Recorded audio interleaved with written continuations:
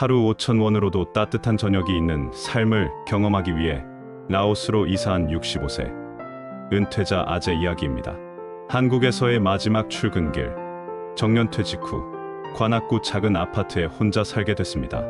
아이들은 장성에서 서울 외곽으로 나갔고 아내는 7년 전 암으로 떠났습니다. 65세 평생을 공무원으로 살았던 제게 은퇴는 말이 안 되는 빈틈처럼 느껴졌죠. 아침 7시에 눈 떠도 갈 데가 없고 전화 한 통 없는 오후가 점점 길어졌습니다. 이렇게 사느니 어디 다른 세상에서 살아볼까? 우연히 유튜브에서 라오스 독거노인 영상을 봤습니다.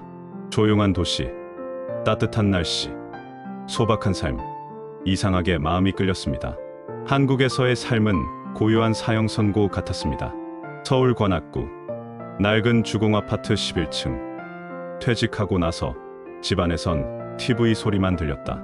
사람들과 단절된 지 오래였고 혼자 밥을 먹고 혼자 술을 마시고 밤이 되면 가장 외로워졌습니다. 누군가와 스킨십이 그리웠습니다. 성욕은 있지만 표현할 곳이 없고 친구들이나 온라인 커뮤니티에선 그런 얘기 꺼내기도 어려웠습니다. 그러다 유튜브 알고리즘으로 라오스 독거노인 영상에서 라오스 생활이라는 단어를 처음 접했다. 여기선 늙은 남자도 다시 남자답게 살 수 있다. 그 말 한 줄에 모든 게 흔들렸다. 나만의 작고 큰 결심. 라오스로 떠나다. 혼자는 처음이었습니다. 비행기표를 예매하고 영어 한마디 못하는 제가 비엔티안 공항에 도착했을 때 솔직히 무서웠습니다. 관광 비자 30일, 나이 65세. 짐은 작지만 심장은 무거웠습니다. 공항에서부터 낯선 냄새가 났다. 습하고 이국적인 공기. 하지만 그 공기 속엔 한국엔 없는 자유가 있었다. 처음엔 현지인이 하는 게스트하우스에서 지냈죠. 한 달에 20만 원 남짓. 아침엔 길거리에서 쌀국수 한 그릇 2,000원. 점심은 반찬 2가지와 밥이 나오는 작은 식당에서 3,000원. 저녁은 숙소 앞 노점에서 구운 닭다리와 맥주 한 캔 5,000원이 전부였습니다. 그런데 이 단순한 하루가 어쩐지 참 평화롭더군요. 누가 뭐라 하지도 않고 눈치를 볼 필요도 없고 하루 종일 오늘은 내가 살아있구나 하고 느낄 수 있는 시간이었습니다. 친구도 가족도 없지만 마음이 따뜻해지는 이유입니다. 처음엔 말이 안 통하니 불편했지만 손짓 발짓에 웃음이 섞이자 현지 아주머니가 반찬을 더 주고 옆집 아저씨가 비에라오 한 병을 건넵니다. 이 사람들은 나이든 외국인인 저에게 조건 없이 친절했습니다. 라오스 사람들은 참 느릿합니다. 택시는 서두르지 않고 식당은 손님이 오든 말든 여유롭고 아이들은 벌거벗고 골목에서 웃고 뛰놀죠. 처음엔 답답했지만 어느새 그 느림이 제 심장 박동도 천천히 바꿔놓더군요. 서울에선 한 번도 느껴보지 못한 여유와 고요였습니다. 한국과 너무 다른 의료, 생활 시스템이었습니다. 가끔은 아픕니다. 65세면 그래요. 지난달엔 위장염으로 고열이나 병원에 갔습니다. 현지 병원은 영어도 서툴고 깔끔하진 않았지만 의사는 친절했고 진료비는 2만 원 남짓. 약까지 포함해도 한국의 병원비의 절반도 안 됐습니다.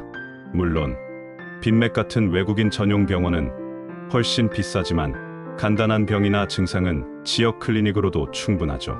치료가 끝나고 돌아오는 길에 노란 택시 안에서 창밖을 보며 생각했습니다. 늙어서 아프면 무섭다고 했지. 근데 여기선 그리 외롭진 않네. 매일 오후 4시, 내가 제일 좋아하는 시간입니다. 제가 제일 좋아하는 시간은 오후 4시입니다. 숙소 근처 메콩강변에 있는 카페에 가서 뜨거운 라오커피 한 잔을 시켜놓고 흐르는 강물을 바라보며 앉아있죠. 때론 한국에서 가져온 손편지를 꺼내 읽고 때론 그냥 강물 위로 떠내려가는 낙엽을 봅니다. 아무도 나를 방해하지 않고 아무도 나를 기다리지 않아도 그 시간이 저는 참 좋습니다. 외롭고 답답했던 한국, 라오스에서 다시 남자가 되었습니다. 숙소는 비엔티안의 작은 게스트하우스. 건물 뒤편엔 로컬 시장이 있었고 그곳에서 그녀를 처음 만났습니다. 라오스 현지인 여성, 38살, 2 아이의 엄마. 처음엔 인사만 하던 사이. 그러다 밥을 같이 먹고 맥주를 같이 마시게 됐다. 그리고 어느 날 그녀가 내 손을 잡았다. 처음엔 놀랐다. 그녀는 유창한 영어는 아니었지만 따뜻하게 말했다. 당신 외롭죠? 그 말 한마디에 눈물이 쏟아졌다. 한국에선 누구도 내 외로움을 물어주지 않았다. 남자라는 이유로, 나이 들었다는 이유로 모든 감정과 욕망을 억눌러야 했다. 라오스에선 달랐다.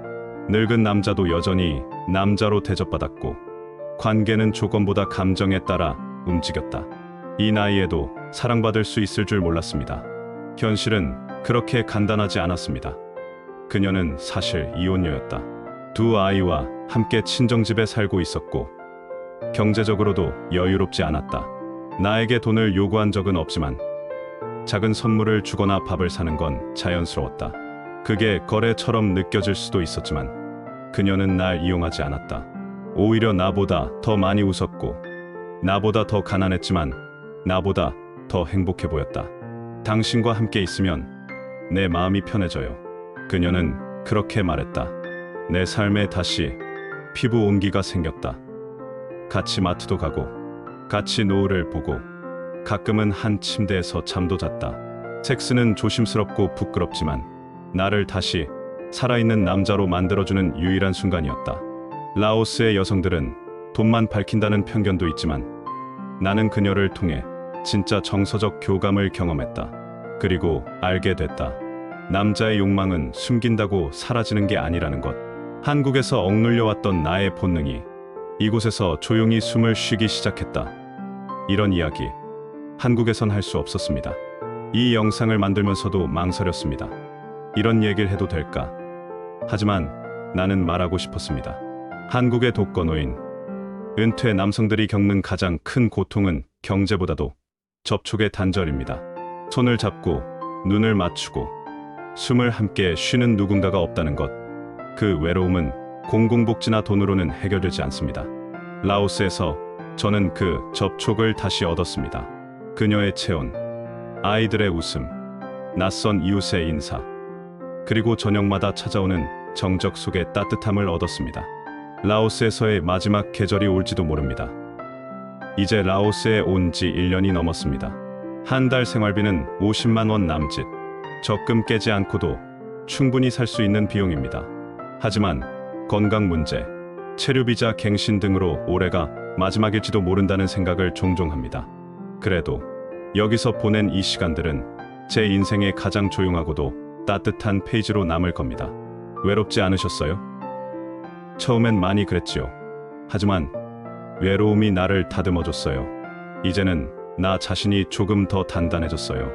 라오스는 내게 말없이 다가와 조용히 안아주던 도시였습니다. 시끄러운 말보다 조용한 햇살이 나를 위로했습니다. 라오스에서 배운 것입니다. 나이 들어도 사랑받을 자격은 있다. 욕망을 숨기면 병이 된다. 진심은 언어보다 먼저 전해진다. 모든 관계가 거래는 아니다. 하루가 길지 않은 삶은 감사하다. 한국의 누군가에게 하고 싶은 말입니다.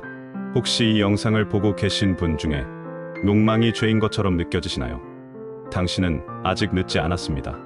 당신은 여전히 사람이고 남자이고 사랑받을 자격이 있습니다. 지금 외롭고 쓸쓸하고 하루가 너무 길다고 느끼신다면 꼭 라오스가 아니더라도 당신에게 맞는 느린 도시 하나쯤 찾아보시라고 권하고 싶습니다. 늙었다고 끝난 게 아닙니다. 조금만 자리를 바꾸면 인생은 또 다른 계절을 준비하고 있거든요. 그곳에서 나는 다시 살아있다. 이 영상이 도움이 되셨다면 구독과 좋아요, 알림 설정까지 부탁드려요. 여러분의 한 달 살기를 위한 진짜 정보 계속해서 전해드립니다. 댓글로 궁금한 도시나 생활 정보 남겨주시면 다음 콘텐츠에 반영할게요. 함께 준비하는 해외 한 달 살기, 우리 채널에서 시작하세요. 오늘의 도시 정보 괜찮으셨나요? 내일도 모레도 여러분을 위한 여행 인사이트 계속됩니다. 구독하고 실속 있는 여행 꿀팁 받아가세요. 세상의 모든 여행자들을 응원합니다. 해외여행지 찾기 굿뉴스 GNTV입니다. 감사합니다.